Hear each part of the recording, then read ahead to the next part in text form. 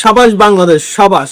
But white ওয়াশটা হইলো না। White ওয়াশটা হইলে নিউজিল্যান্ডকে আরেকটা বাংলা ওয়াশ দিতে পারতাম। এর আগে 2-3 বার নিউজিল্যান্ডকে তো আমরা বাংলা ওয়াশ দিছি, বাট এইবার একটু সহজ সুযোগ ছিল, বিকজ নিউজিল্যান্ডের বি টিম আসছে। এর আগে আমরা নিউজিল্যান্ডের মূল দলকে কিন্তু বাংলা ওয়াশ করে ছেড়ে দিছিলাম, বাট এবার সুযোগ ছিল। প্রথম ওয়ানডেতে আমরা হেরে গেছিলাম, এটা আনফর্চুনেটলি বলতে হবে, বিকজ আমাদের ওই ম্যাচটাতে ব্যাটিং এত বাজেভাবে কলাপস করছে, আমরা ম্যাচটা জিততে পারি নাই। ফাইনালি আমরা কিন্তু সিরিজ জিতছি, এবং আজকে শেষ ম্যাচ যেভাবে আসলে মানে লাস্টের দিকে ফক্সক্রফট যা শুরু করছিল, ভাই মাথাটা পুরো হ্যাং করে ফেলছিল। মনে হচ্ছিল এই মনে হয় ম্যাচটা বের করে ফেলবে।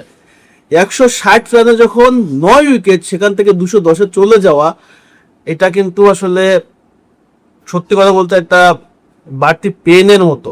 বাট শেষ পর্যন্ত মেহেদী হাসান মিরাজ উইকেটটা ফেলছে, এবং সে ওই লাস্ট উইকেটের আগে সে একটা ক্যাচটা মিস করলো, তখন কিন্তু আরো টেনশনে পড়ে গেছিলাম ম্যাচটা বেরোবে কিনা।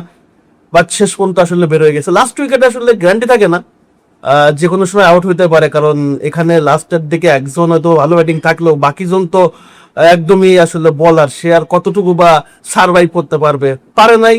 ফক্সক্রফটই আউট হয়ে গেছে, এবং বাংলাদেশ 55 রানের একটা বড় জয় পাইছে, এবং সিরিজ 2-1 ব্যবধানে জিতে গেছে। বাংলাদেশ প্রথমে ব্যাট করছে, এবং ব্যাট করে যখন 32 রানে 3 উইকেট চলে যায়, সৌম্য, তানজিদ, তামিম এবং সাইফ আউট হয়ে যায়, তখন কিন্তু আমরা প্রেসারে পড়ে যাই যে 32 রানে 3 উইকেট। এরপর থেকে লিটন কুমার দাস এবং নাজমুল শান্ত, আমাদের এক্স ক্যাপ্টেন, ফ্যান্টাস্টিক 160 রানের একটা ব্যাপক জুটি করছে, এবং এই জুটির মাধ্যমে কিন্তু বাংলাদেশ 192-তে যখন যায় তখন 4 উইকেট পড়ছে। এরপরে বাংলাদেশ সর্বসাকুল্যে 250+ রান করে ফেলছে। এটাই কিন্তু মিরপুর পিচে এবং নিউজিল্যান্ডের জন্য একটা বিশাল পাহাড় সমান রান, এবং সেটা নিউজিল্যান্ডের ব্যাটিং থেকে বুঝতে পারছি আমরা। তারা ব্যাটে খুব একটা ভালো করতে পারে না। নিক কেলি টোটাল টুর্নামেন্টে ভালো করছে, এবং শেষ দিকে ফক্সক্রফটই আসলে রান করছে 76 মতো। তাছাড়া আসলে তাদের ব্যাটসম্যানরা খুব একটা ভালো ব্যাট করতে পারে না। বাংলাদেশের ফাইফার মিসাইলসকে মেহেদী মুস্তাফিজুর রহমান, সর্বোপরি বাংলাদেশের এই যে বড় জয়, এবং এই যে সিরিজটা হলো, এই সিরিজে রমনামা বাংলাদেশের খেলোয়াড়রা ছিল। ম্যান অফ দ্য টুর্নামেন্ট হয়েছে নাহিদ রানা, এবং ম্যান অফ দ্য ম্যাচ হয়েছে হচ্ছে আমাদের নাজমুল শান্ত, এক্স ক্যাপ্টেন। সো ব্রিলিয়ান্ট একটা সিরিজ পার করলাম। যদিও এই সিরিজ জিতে আমাদের র্যাঙ্কিং এ খুব একটা আপডেট হয় নাই, তারপরও এই জয়টা আমাদের দরকার ছিল। হোয়াইট ওয়াশ করতে পারলে সম্ভবত আমাদের সুযোগ ছিল আসলে 8 নম্বরে ওঠা। তারপরে নেক্সট সিরিজ যেগুলো আসবে আমাদের খেলতে হবে, কারণ বিশ্বকাপে সরাসরি খেলতে গেলে আমাদের কিন্তু এই র্যাঙ্কিংটা খুবই গুরুত্বপূর্ণ ইস্যু হয়ে দাঁড়াবে।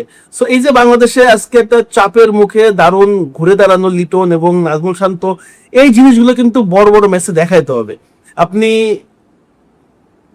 দলের ভিতরে যে কম্বিনেশন তৈরি করা, পার্টনারশিপ তৈরি করা, এই জিনিসগুলো যত বেশি ইনভলভমেন্ট হবে, যত বেশি ফাংশন করবে, টিম তত বেশি জিতবে। কারণ উইকেট যখন তখন পড়ে যেতেই পারে, কাউ না কাউকে হাল ধরতে হবে, এবং সে হালটা ধরার মধ্যে যেমন 160 রানের একটা বিশাল বড় জুটি, এরকম জুটি করতে হবে, তাহলে বাংলাদেশের আরো বড় বড় জয় আসবে। সো কনগ্রেচুলেশন বাংলাদেশ, চমৎকার জয়। নিউজিল্যান্ডের বি টিম হোক যাই হোক, তাদের এগনেস্টে জয়, এটা আমাদের সবসময় আনন্দের, এবং সেটা ঘটছে। নিউজিল্যান্ডকে 2-1 হারাই দিছি। বাংলাদেশ বাঘের দেশ, বাঘেরা নিউজিল্যান্ডকে 55 রানে লাস্ট ম্যাচ হারায় একদম সিরিজ জিতে ফেলছে। সামনে টি20 আছে, তবে এই পর্যন্ত ওয়ানডেতে আমরা প্রথম ম্যাচটা ছাড়া বাকি 2টা ম্যাচ দারুণ খেলছি, ফ্যান্টাস্টিক খেলছি। স্যালুট বাংলাদেশ।